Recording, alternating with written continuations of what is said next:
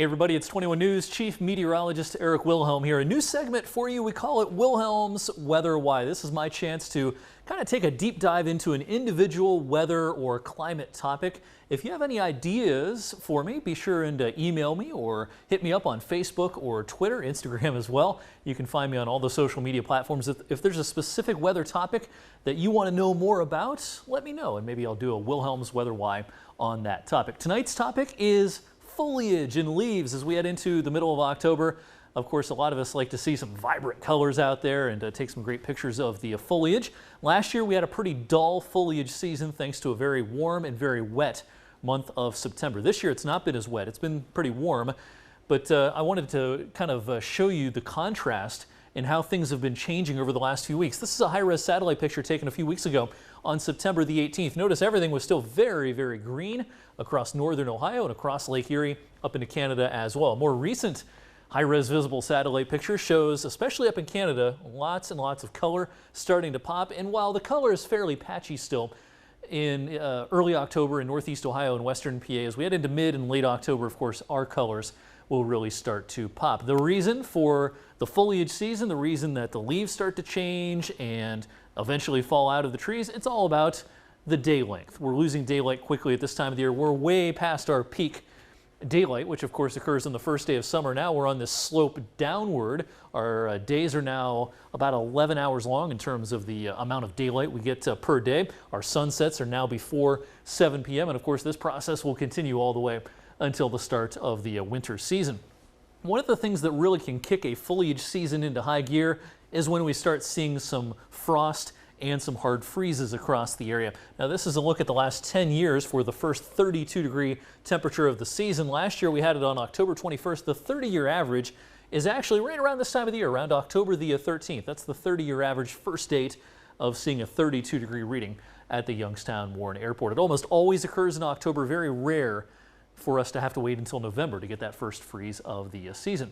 All right, the colors on the leaves. How does that process occur? It's all about chemistry, really, and it's a pigment called chlorophyll.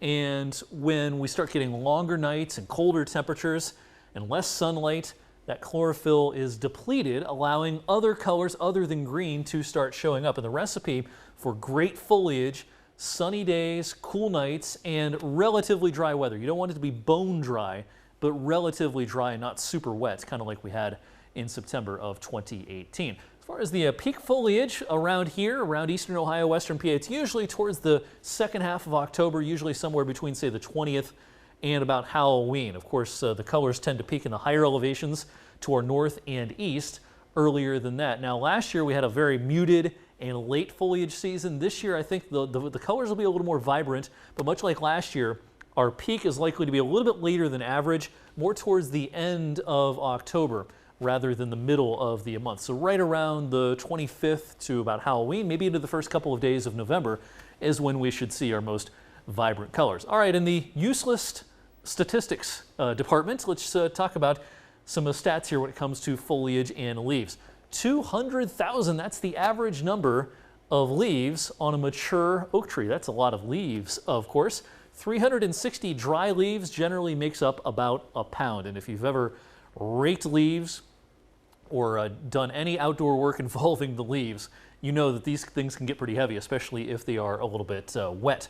One whole tree, an oak tree, for example, that's about 550 pounds worth of leaves. And I mentioned the wet leaves.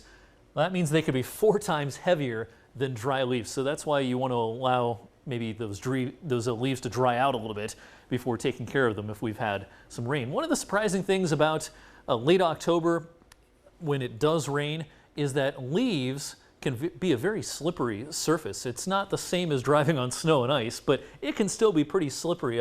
A roadway that's covered by leaves and damp can mean that you need to allow for a lot of extra distance between you and the next vehicle when it comes to stopping. 250 feet is the amount of distance you should allow if you're traveling at 40 miles per hour. Compare that to when the road surface is wet or dry, and yeah, it's quite a bit more. So that's something that you have to keep in mind at this time of the year, and especially later in October when a lot of leaves are falling very quickly, and if that's accompanied by some rain, could mean for some treacherous conditions on area roads. That's all about the leaves here in October.